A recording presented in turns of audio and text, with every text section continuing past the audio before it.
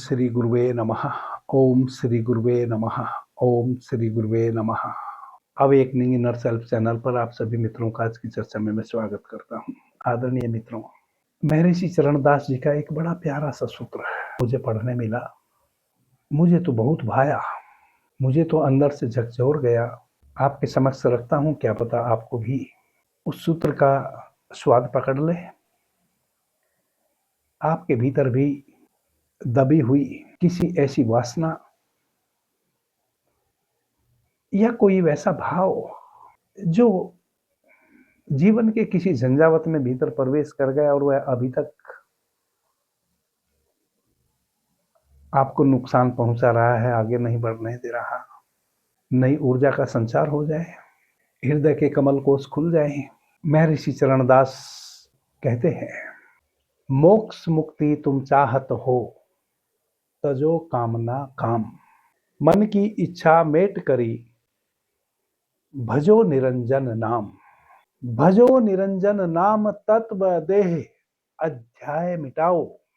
पंचन के तजी स्वाद, आप में आप समाओ। आहा, पंचन के तजी स्वाद, आप में आप समाओ। जब छूटे झूठी देह, तैसे के तैसे रहिया। जब छूटे झूठी देह, जैसे के तैसे रहिया। चरणदास यही युक्ति हमसे गुरु ने कहिया।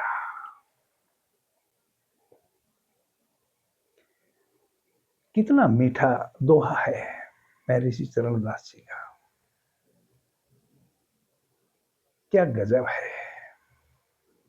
योग मुक्ति तुम चाहत हो, तजो कामना काम। मन की इच्छा मेट करी, भजो निरंजन नाम। जब मैं महर्षि अष्टावक्र, एक ऐसे महान गुरु, उन्होंने इधर अपने शिष्य राजा जनक को संवाद किया और उधर राजा जनक गुरु के मुख से दो शब्द सुने और इनलाइटेड हो गए। उस समय उतना समझ में अष्टावक्र जी का जो वह संकेत था, जिसको राजा जनक तो क्षण भर में पकड़ लिए थे, हम ना पकड़ पाए पढ़ के भी। जब एक दो दिन पहले महर्षि चरणदास जी के ये सूत्र मैंने पढ़े तो पूरा अष्टावक्र भी उनमें समा गए आके। अब मैं महर्षि चरणदास जी को महर्षि चरणदास जी कहूं या अष्टावक्र जी कहूं, अष्टावक्र भी राजा जनक जी को यही कह रहे हैं कि हे जनक, कामना जैसी व्याधि नहीं और निष्कामना सी समाधि नहीं। मुक्ति यदि चाहते हो तो कामना से बचो, विष समझकर विषय वासना को तजो। उससे भी मीठे शब्दों में महर्षि चरणदास कह रहे हैं, मोक्ष मुक्ति तुम चाहत हो, तजो कामना काम। मन की इच्छा मेट करी, भजो निरंजन नाम। किसी का भी स्वाद चखो, चाहे महर्षि चरणदास को चखो या हजारों वर्ष पूर्व अष्टावक्र जी ने जो राजा जनक को ज्ञान दिया था, अष्टावक्र जी के वह सूत्र को चखो। किसी को भी चख लो, पहुंचे हुए व्यक्ति की यही खूबी है, वह अन्यत्र कुछ बोल ही नहीं सकता। जिसने भी जाना है, जिसने भी पाया है, जिसने भी खोज लिया है उस प्रभु को, उस परमात्मा को, वह एक दिन स्वयं परमात्मा बन जाता है और फिर वह यही तो बोलेगा, अन्यत्र बोलेगा भी कैसे। फिर गुड़ का स्वाद कोई भी ले, मीठा ही होगा। कोई गुड़ को खा के इमली ना बताएगा। जिसने गुड़ का स्वाद चख लिया वह गुड़ का ही स्वाद बताएगा। इसका मतलब क्या हुआ? एकमात्र विषय वासना ही हमें उस परमपिता परमात्मा से दूर रखने के लिए मजबूर कर रही है। वह विषय वासना का जो पर्दा है झीना सा, वो हमारे और परमात्मा के बीच में जीना सा पर्दा एक लोहे की दीवार बन गई है। हालांकि वह बड़ा झीना सा पर्दा है, एक क्षण में गिर जाता है। वासना क्या है, केवल उसको समझ लेना है। वासना को त्यागना भी नहीं होता। यह तो सब शब्दों का मायाजाल है। लोग कहते हैं कि अहंकार को त्याग दो, वासना को त्याग दो। इसलिए तो आज तक आप सफल ना हो पाए, क्योंकि किसको कह रहे हैं त्यागने को? कौन त्यागेगा? अगर आप में त्यागने की क्षमता होती तो उसको पकड़ने की जरूरत ही कहां थी? यह जो त्यागने की बात है, त्यागेगा कौन? त्यागने वाले तो हम ही होंगे ना। और हम तो इतने कमजोर हैं कि हम त्याग कैसे पाएंगे? जब तक त्यागने की कोशिश करेंगे तब तक तो त्याग ही ना पाएंगे। यही तो हमारा दुर्भाग्य है। वासना को समझना होता है, उसको त्यागना कहां होता है? जब समझ लोगे तो पकड़ोगे ही नहीं, त्यागने की आवश्यकता कहां पड़ेगी? जिसको कभी चाहा ही ना हो, जिसको कभी पकड़ा ही ना हो, उसको छोड़ने की जरूरत कहां आन पड़ेगी? कस के पकड़ा है इसलिए छोड़ने की जरूरत है, और जिसने कस के पकड़ लिया वह छोड़ेगा क्यों? किससे कह रहे हो छोड़ने को? उसको तो उसको पकड़ने में ही आनंद है। यही तो भूल हुई जा रही है। वासना कुछ भी नहीं है, बड़ा झीना सा पर्दा है। निर्वासना हो रहो। अब निर्वासना होने का मतलब यह नहीं है, जैसा कि आपको बता दिया गया है और जिस कारण से फिर आप अपने धर्म से ही च्युत हो रहे हैं, धर्म से विमुख हो रहे हैं। हमने वासना की परिभाषा गलत कर ली। आपको भूख लगी, आपने भोजन कर लिया, यह कोई वासना नहीं है, यह शरीर की जरूरत थी। आप किसी पुरुष से या कोई पुरुष किसी स्त्री से विवाह कर लिया,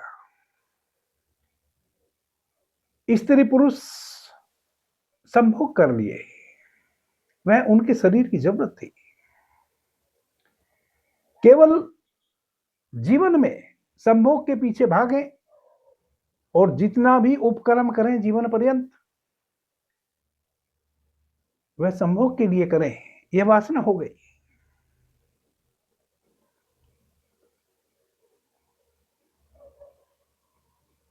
भोजन भूख लगी ग्रहण कर लिया, कोई वासना नहीं, एक जरूरत थी।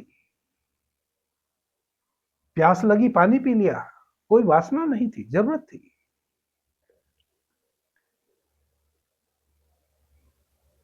परंतु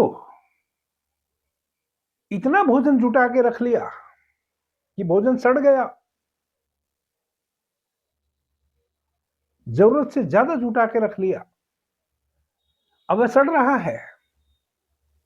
किसी के मुंह से निवाला छीन के जब भी आप कुछ भी अधिक संग्रहित करते हैं, वह किसी के हिस्से का करते हैं।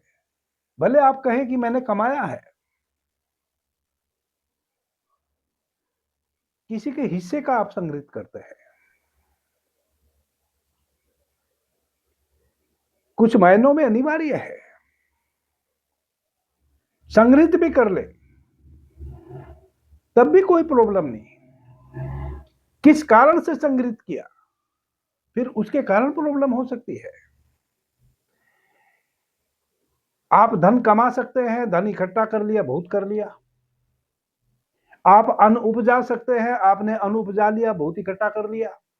उसके पीछे मंतव्य क्या है? धन इकट्ठा करके सारी दुनिया को फांसी लगा देनी है, यह मंतव्य है कि दुनिया के लिए आपने उस धन से जो आपके द्वारा इकट्ठा किया गया, चूंकि आप इकट्ठा कर सकते थे, आप में क्षमता थी, आप में बुद्धिमत्ता थी, आपके भीतर आविष्कार था, आपने इकट्ठा कर लिया एक संसाधन से। उसका आप उपयोग वैसे भी कर सकते हैं, करते ही हैं। बहुत बड़ी बड़ी कंपनियां भारत देश में है, दुनिया में है, जो बहुत बहुत धन इकट्ठा कर लेती हैं। बहुत बड़े बड़े धनी मनी लोग हैं, परंतु वह इकट्ठा किया हुआ धन भी उनका आम पब्लिक के लिए ही है। वह धन इकट्ठा करते हैं, फिर एक फैक्ट्री लगाते हैं, उस फैक्ट्री में हजारों लोगों को नौकरी देते हैं, कोई चीज डेवलप करते हैं, फिर उसको बाहर बेचते हैं, उससे फिर टैक्स, सरकार को टैक्स देते हैं, उस टैक्स से फिर सरकार नए नए रास्ते, नए नए स्कूल कॉलेज इत्यादि बनाती है। वह सब प्रक्रिया चल रही है, परंतु धन इकट्ठा कर लिया केवल इसलिए कि सारी दुनिया को फांसी लगा देनी है, अन्न इकट्ठा कर लिया कि सारी दुनिया को भूखा मार देना है। यह है वासना। एक स्त्री से विवाह कर लिया, परंतु दूसरे की स्त्री पर भी पैनी नजर है, बुरी नजर है। यह है वासना। इससे बचो। आज ही मेरी व्हाट्सएप पे एक मैसेज है कि गुरुजी, किसी कारण से ब्रह्मचर्य नष्ट हो गया तो क्या मैं अब पूजा प्रार्थना नहीं कर पाऊंगा? अरे क्यों नहीं कर पाओगे? पूजा प्रार्थना का क्या लेना देना आपके ब्रह्मचर्य से? वह तो आपका मानसिक रोग है। ब्रह्मचर्य की शक्ति जिस साधक के पास होती है, वह जल्दी ब्रह्मचर्य की ऊर्जा से उस परमपिता परमात्मा के पथ पर गति करता है। जिसके पास क्षीण ऊर्जा है वह नहीं गति कर पाता है। इसमें कोई पाप तो नहीं हो गया। राजा जनक तो स्वयं विवाहित थे, और अष्टावक्र उनको कह रहे हैं कि हे जनक, कामना जैसी व्याधि नहीं और निष्कामना सी समाधि नहीं।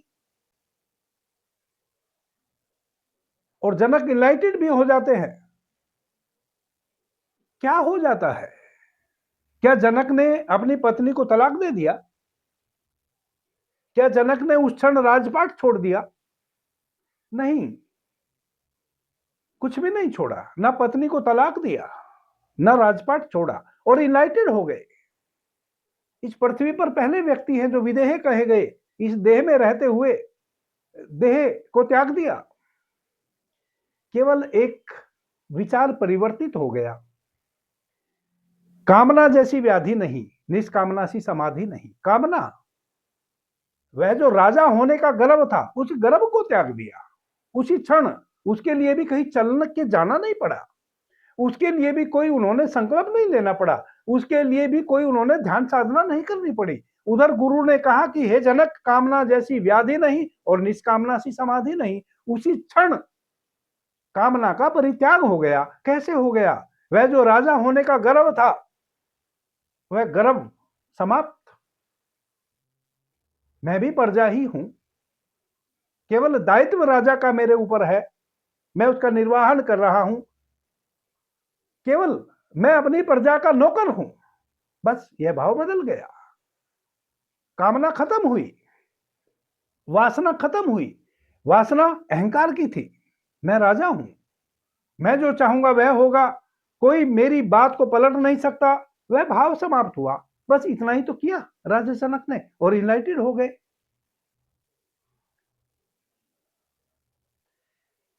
आदरणीय मित्रों, काम वासना से मुक्त होने का मतलब है पर स्त्री का परित्याग। दूसरे की पॉकेट में धन है, किसी भी भांति से वह धन कैसे हमारी पॉकेट में पहुंचे, यह ख्याल का परित्याग। अपनी मेहनत से कमाओ, भूख लगी है, मेहनत से कमाया हुआ खाओ। भूख लगेगी, यह एक प्राकृतिक घटना है। शरीर को भूख लगी, प्यास लगी, आपने भोजन ग्रहण कर लिया, बात खत्म हुई। अब भोजन को सर पे ढो के चलो कि भूख तो फिर लगेगी और फिर पता नहीं भोजन होगा कि नहीं होगा, और भोजन की पोटली बांध ली कंधे पे लटका के और चल रहे हैं। अब कहां से साधना कर पाओगे? भोजन के बाहर से ही थक जाओगे, साधना कहां से कर पाओगे? ऊर्जा कहां बची साधना के लिए? यह है वासना का त्याग। वासना का त्याग से मतलब आप शादी ना करें, विवाह ना करें, बच्चे पैदा ना करें। वासना का मतलब है कि प्रत्येक चीज को अपने कोप भाजन ना बनाएं। पर पुरुष पर स्त्री का सम्मान करें, पराया धन आपका हो जाए उस विचार को त्याग दें, आत्म संतुष्ट रहें, किसी भी प्रकार के अहंकार से, किसी भी प्रकार के अहंकार को भीतर जन्म ना दे। इतना भर कर ले, हरि का स्मरण करे, बेड़ा पार हो जाएगा। महर्षि चरणदास की जो दो शिष्याएं थी, दयाबाई और सहजोबाई, महर्षि चरणदास जी के इन सूत्रों को सुनते सुनते कुछ भी नहीं किया उन्होंने। महर्षि चरणदास जी अपने इन दोहों को गाते थे और उनकी वह दोनों शिष्या जो उनका दाया बाया हाथ थी वह सुनती थी। सुनते सुनते सारा अहंकार, सारी वासना विलीन हो गई, सुनते सुनते। और फिर एक दिन परमात्मा मिले और परमात्मा को भी दयाबाई तो कहने लगी, हरि त्यागूं पर गुरु ना विसारूं। बोली कि मैं अब भगवान को त्याग सकती हूं, अपने गुरु को नहीं विसार सकती। अगर कोई भगवान आके खड़ा होके कहे कि लो मैं आ गया, और इस शर्त पे उसके दर्शन होते हो कि उसको अपने गुरु को विसारना पड़े, भूलना पड़े, तो दयाबाई कहती है कि हरि को त्यागूं पर गुरु ना विसारूं। क्योंकि हरि ने तो मुझे यह शरीर दिया, इस शरीर में वासना दी, नाना प्रकार की वासना दी, तृष्णा दी, परंतु मेरे गुरु ने उन सभी वासनाओं से, उन सभी तृष्णाओं से, उस सारे मोहों के बंधन से मुझे मुक्त किया। हरि ने तो इन सारी वासनाओं में मुझे लाके पटक दिया था जन्म देके, परंतु मेरे गुरु ने मुझे सब उबार लिया, सभी प्रकार की वासना से मुझे मुक्त कर दिया। इसलिए हे सखियों, मैं हरि को विसारूंगी, अपने गुरु को ना विसारूंगी। आदरणीय मित्रों, बड़े अद्भुत ये वचन हैं महर्षि चरणदास जी के, और मेरा अपना भी अनुभव है।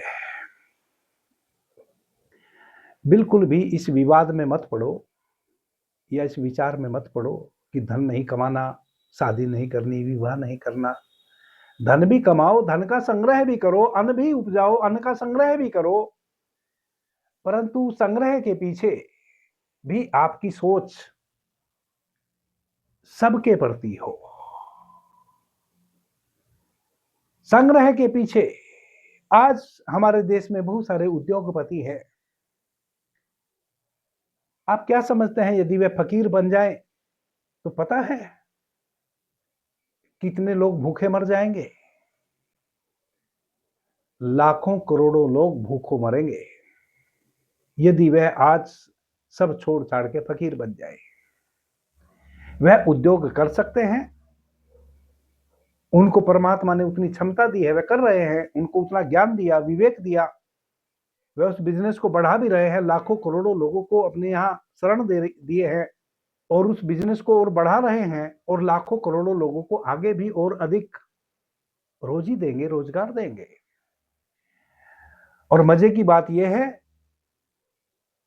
कि वह जितने भी उद्योगपति लोग हमारे देश में हैं, किसी के भी माथे पर गर्व का एक चिन्ह भी आपको नहीं मिलेगा, कोई अहंकार नहीं मिलेगा, क्योंकि उनको पता है कि केवल हम जिस कंपनी के मालिक बन गए हैं उसके कर्ता धर्ता है, जैसे और बाकी कर्मचारी कर्ता धर्ता है। हमारे ऊपर थोड़ी ज्यादा जिम्मेदारी है, किसी के ऊपर थोड़ी कम जिम्मेदारी है, वह केवल यह मान के चलते हैं। आपको लगता होगा कि कोई बहुत बड़ा अरबपति है, वह तो ना जाने कितना भीतर अपने गुमान भर के रखता होगा, जरा भी नहीं। गुमान यदि रखता तो वह अरबपति होता ही नहीं कभी भी। वह सब तो स्वयं को नौकर ही मानते हैं उन सब कंपनियों का, जैसे हम उनके यहाँ नौकरी करते हैं अलग अलग लेवल पे, वैसे ही वह भी उन कंपनियों के नौकर भर हैं। वो तो एक साधारण व्यक्ति है, जो थोड़ा सा कुछ उसको प्राप्त हो जाए अहंकार से परिपूर्ण हो जाता है, किसी को कुछ समझता ही नहीं। इस भाव से, जैसे एक उद्योगपति जिस भाव से जीता है, उसी भाव से हम सभी को जीना चाहिए। ऑटोमेटिक और प्रभु को पग पग पर धन्यवाद देना चाहिए। इसी प्रकार से आप वासना से मुक्त हो सकते हैं। सब कुछ छोड़ छाड़ के कभी भी आप वासना से मुक्त नहीं हो सकते। रामकृष्ण परमहंस का विचार कहीं से मुझे पढ़ने मिला, एक कहानी बड़ी सुंदर मुझे जानने मिली, पढ़ने मिली, सुनने मिली। रामकृष्ण परमहंस जी के पास एक व्यक्ति आते हैं। रामकृष्ण परमहंस जी तो कलकत्ता में के किनारे माता काली के मंदिर में एज ए पुजारी कार्यरत थे।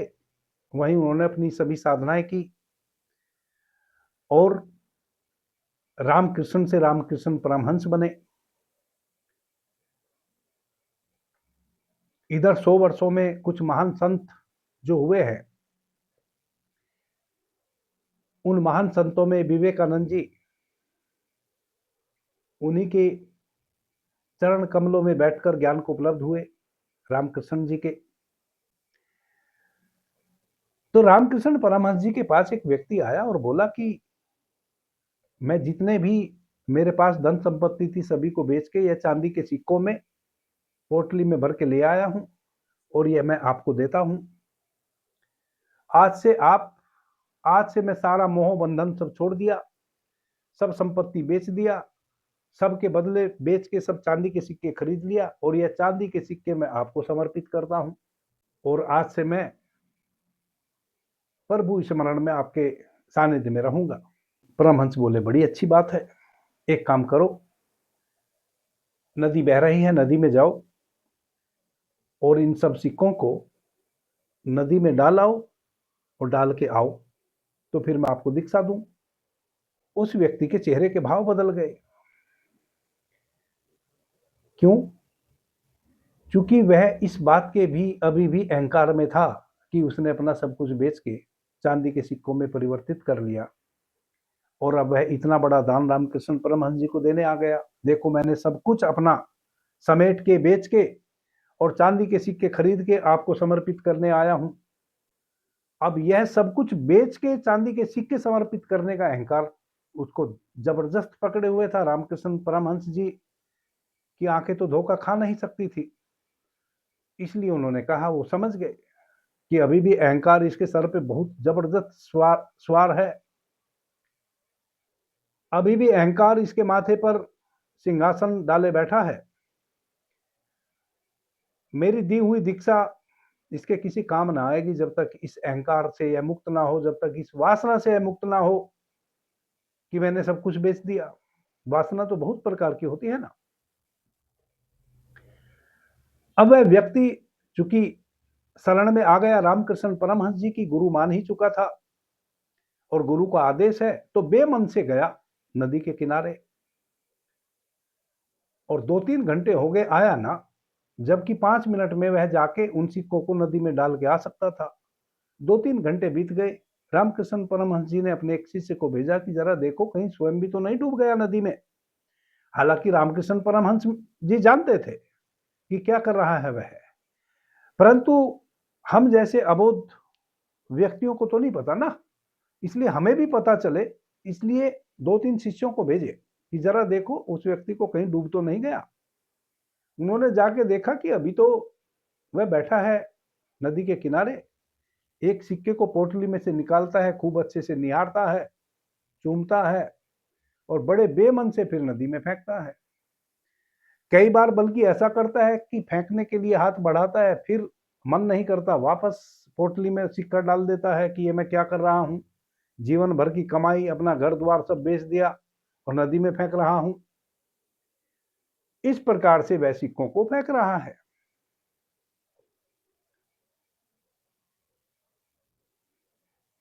यह है वासना। त्याग भी वासना बन जाता है। बस इतना ही ध्यान रखना है, संभल संभल के रहना है। इसलिए साधना बड़ी कठिन है। क्यों? क्योंकि यहां बड़ा संभलना पड़ता है। यहां एक अहंकार को आप छोड़ते हैं और दूसरे अहंकार में तुरंत परिवर्तित हो जाते हैं। अभी अहंकार था धनाढ्य का होने का, अब अहंकार है उस सारे धन को किसी को आपने दान कर दिया उसका। अहंकार चाहे धनाढ्य होने का था या दान कर देने का, अहंकार तो विष है। अहंकार तो अहंकार है। वह अहंकार कभी भी उस जीने से पर्दे को जो परमात्मा के और आपके बीच में है हटने नहीं देता। वह भयंकर लोहे की दीवार बन जाती है आपके और परमात्मा के बीच में, जो किसी कटर से भी नहीं कटेगी। जबकि वह एक क्षण में कट सकती थी। वह एक क्षण में उन सिक्कों को डाल के आ सकता था नदी में और वह दीवार हट सकती थी। वह कहता जब त्याग ही दिया तो इनको क्या अब गिनना, गिन गिन गिन के भी अब क्या डालना, इकट्ठे डाल दो सारे। गिन गिन के क्यों डाल रहा है? ताकि बता सके कि इतने सिक्के डाल दिए। जितने अधिक सिक्के डाले उतना बड़ा अहंकार कि मैंने लाख रुपए दान कर दिए, मैंने 1 करोड़ रुपए दान कर दिए। अब वह 1 करोड़ किए, किसी ने 1 ही रुपया दान किया, तो वो 1 रुपया जिसने किया वह तो बड़ा छोटा दान है। हमने तो 1 करोड़ रुपए दान कर दिए, तो बहुत बड़ा दान कर दिया हमने, हम तो बहुत बड़े दानी हैं। क्या तुम 1 रुपए की बात करते हो, हमने तो 1 करोड़ डाल दिया। अब यह 1 करोड़ का अहंकार, किसी को 1 रुपए का अहंकार, अहंकार तो अहंकार। अब यह पर्दा हटे कैसे?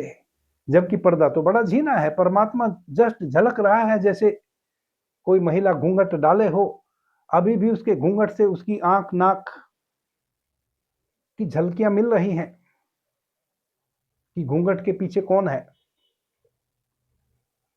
पूरा पूरा चेहरा नहीं दिख रहा है, आप पहचान नहीं पाएंगे, परंतु इतना तो पता है कि कोई स्त्री है घूंघट के पीछे। इतना तो आभास घूंघट से हो रहा है।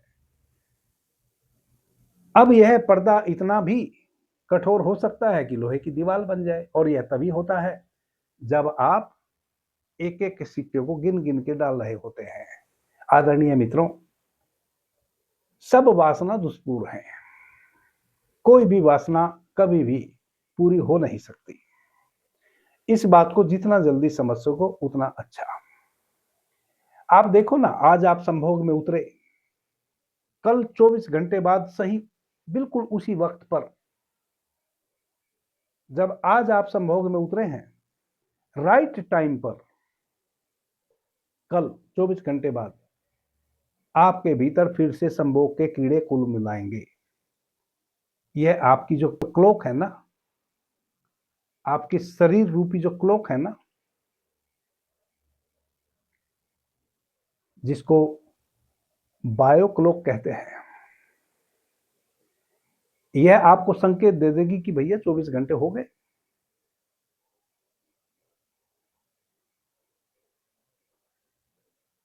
आप आज शराब पिए राइट संध्या में 6 बजे, कल राइट संध्या में 6 बजते बजते वापस से बहुत तीव्रता से शराब की डिमांड उठेगी।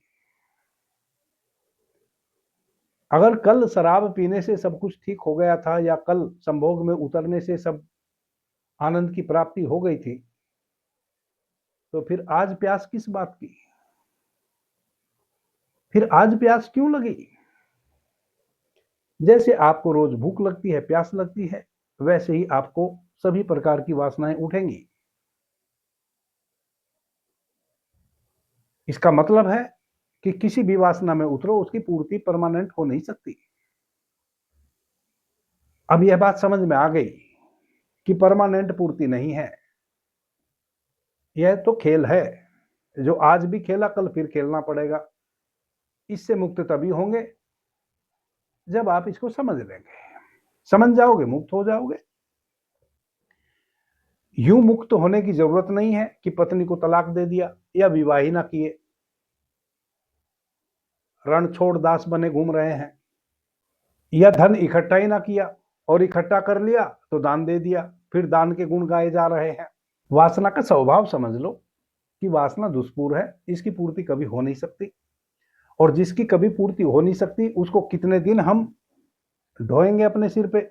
उससे मुक्त होने का मार्ग है वह परमपिता परमात्मा, जो चरणदास कह रहे हैं तत्व देह अध्याय मिटाओ। 5 तत्वों से जो शरीर निर्मित है, यह एक अध्याय है, यह समाप्त हो जाएगा, इसको जीते जी समाप्त कर दो। ये सारी वासना इसी की है। पंचन के तजी स्वाद आप में आप समाओ। ये जो 5 इंद्रियां हैं आपकी, कान है, नाक है, आंख है, आपकी लिंगेंद्रिय है, यह सब आपको भरमाती है। अलग अलग स्वादों के माध्यम से आपको खींच खींच के बाहर ले जाती है, भ्रम में डाले हैं। इस भ्रम से अपने आप को उबारो, इनको विदा करो